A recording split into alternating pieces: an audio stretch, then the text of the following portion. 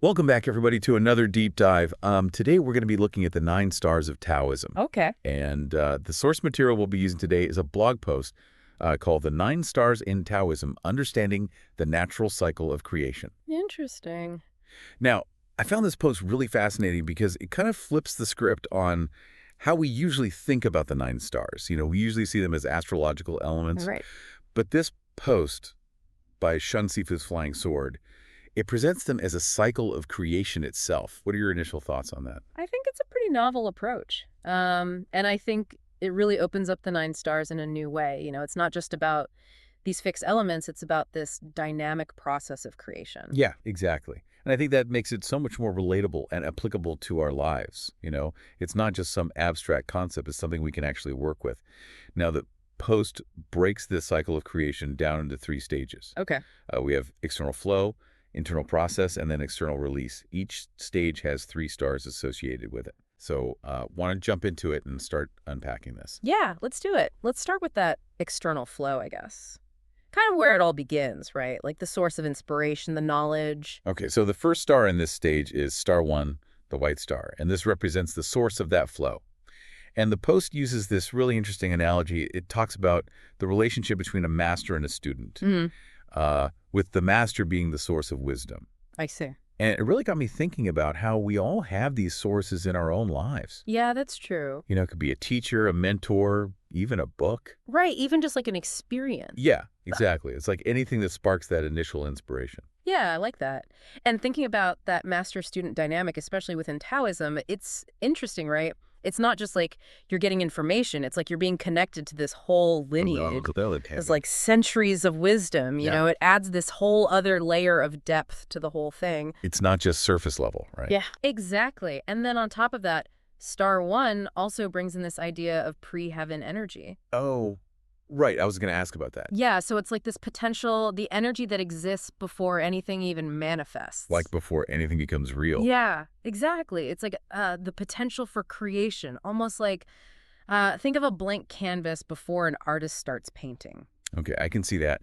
So we have the source, we have this potential energy, but how do we actually tap into it? Like, how do we access that flow? Right, so that's where star 2 comes in, the black star, and this is where you really come into play. Star 2 is all about receptivity. Okay, so being open to receiving. Exactly, like that classic metaphor of the empty cup. If your cup's already full. You can't learn anything new. Exactly. You got to be open, empty, ready to receive that knowledge.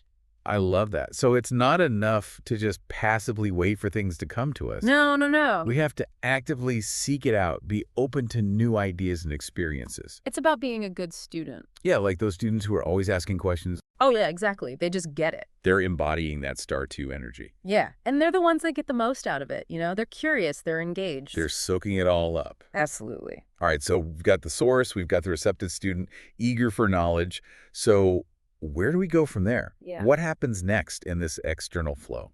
So this is where it starts to get exciting. It's where those seeds of inspiration, that knowledge from the master, it starts to take root. Okay. This is star 3, the light green star, and this is all about external possibilities. External possibilities. So think about those words of wisdom from the master. They're like seeds planted in the mind. Okay. But they're not just sitting there.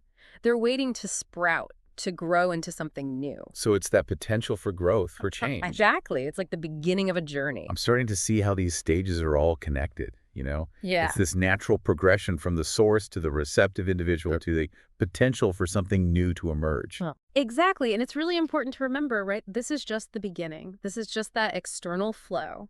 Right. It's all about setting the stage for that internal transformation that's about to happen. Okay, so we're laying the groundwork. We've got the raw materials. Exactly. And now we get to see how it all unfolds on the inside. Okay, I'm definitely intrigued. I'm ready to dive into that internal process. But I think we'll save that for the next part of our deep dive. Yeah, let's take a break and come back to that. All right, sounds good. Yeah. So we were talking about those external possibilities, that light green star energy. But I'm curious, how do we go from those seeds of inspiration to real growth, like actual understanding? Right. So that's where that internal process comes in. This is where things start to get, well, a bit more personal. It's not about the master anymore. It's about you. Okay, so what's the first step in that internal shift? Well, we got to start with star 4, the dark green star. This one's all about internalization, like taking those seeds from star 3 and actually planting them, letting them take root. So actually making that knowledge a part of ourselves. Exactly. You remember the blog post talked about how the author would reflect on their master's teachings, really try to grasp the deeper meaning? Yeah, I remember that. I feel like that happens a lot with me when I finish a good book. I just sit there for a minute, letting it all sink in. Exactly. It's like you need that time to process it, to digest it almost. Yeah, or even when you learn something new and you start to see how it connects to your own life. Right. It's like you're making those connections. You're weaving it into your own understanding. Yeah, totally. Yeah. So that internal processing, that leads us to star 5, right? The yellow star. Exactly. And this one's a big one.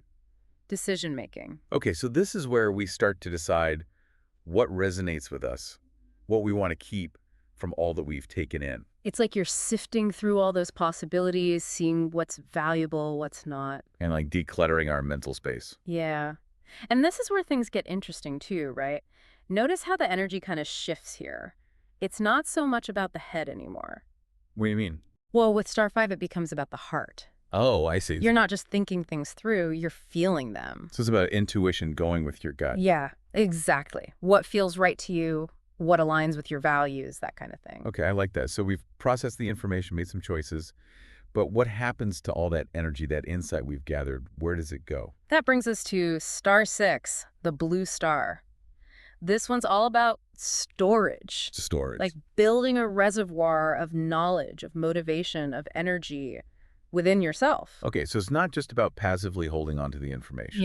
It's more than that. It's about cultivating it, Yeah. building upon it. Exactly. Mm. And the more you accumulate, the more that pressure builds, Pressure. Yeah, like a sense of readiness, like you're ready to share what you've learned, to put it out into the world. Oh, okay, I see what you mean. Like that feeling you get before a big performance or something, all that prep, all that internal work, you're just bursting to release it. Yeah. Exactly.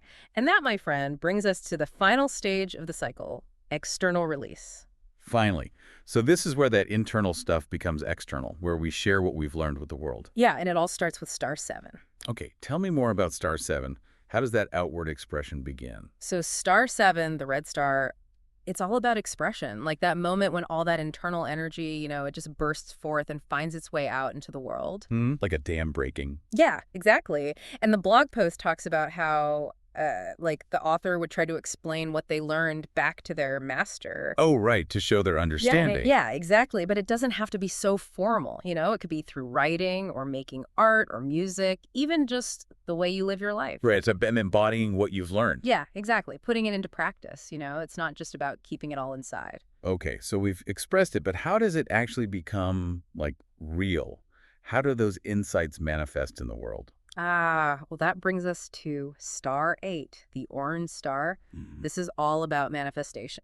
So this is where we see the actual impact. Right. It's like taking those ideas, those insights, and giving them form, bringing them into the physical world. And the blog post had some really interesting examples of how that could happen, right? Like writing, singing, even digestion. Yeah, digestion. I know it sounds weird, but think about it. Okay. You take something in, you break it down, take what you need, let go of the rest. It's transformation. Wow, yeah, like a mini cycle of creation happening right inside us. Exactly. And all of that leads to star 9, the purple star, the final stage in the cycle. So what happens at star 9? What does that represent? Completion, fulfillment. Okay. It's that feeling you get when you finish a project or you finally understand something you've been working on. It's like, I did it. So going back to that master-student analogy, it's like the student finally demonstrating their understanding. Yeah, and the master's like, yes, you got it. And the cycle's complete. Right. But it's not really an ending, is it? What do you mean? Well, it's a cycle, right? So it starts all over again. Oh, right, like a spiral, always moving upward. Exactly, and that's what makes this framework so powerful, It's not a straight line. It's a constant process of growth. Yeah, transformation, creation, it never really ends. Wow, this whole concept of the 9 stars as a cycle of creation, it's really shifted my perspective. It's so much more dynamic than I thought. It really is, and the beauty of it is you can actually apply it to your life, you know? Oh, absolutely. Whether it's a creative project or learning a new skill or even just dealing with a challenge. Exactly. It gives you this framework to work with. Yeah, it's like a roadmap for growth. And I think it also reminds us, right, that life itself is cyclical. Mm-hmm. Things start, they develop, they end, and then they begin again. It's a constant process of So becoming. much wisdom packed into those 9 stars. Right. And this is just scratching the surface, really. Yeah, just a taste. There's so much more to explore. Well, we've covered a lot of ground in this deep dive. It's been amazing. It has. If we were to sum it all up, what would you say are the key takeaways? Well, definitely this idea of the 9 stars as a cycle of creation, right? It's a framework for understanding how things come into being, how they evolve. And those 3 stages, external flow, internal process, and external release. Yeah, each with its own lessons, its own challenges, from being receptive to making decisions, to expressing what we've learned, to actually bringing it into the world. I feel like I have a whole new set of tools for approaching life's challenges now. That's great to hear. And remember, this is just the beginning. Keep exploring, keep learning. Absolutely. So as we wrap up, I want to leave everyone with a thought to ponder. Okay. Think about a challenge you're facing right now or something you're trying to learn. Mm-hmm. How might this cycle of the 9 stars influence your approach? What stage are you in? What can those specific stars teach you? That's a great question. Take some time to reflect on that, see what comes up.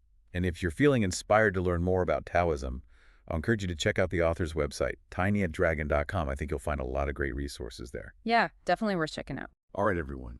Until next time, keep seeking, keep learning, and keep creating.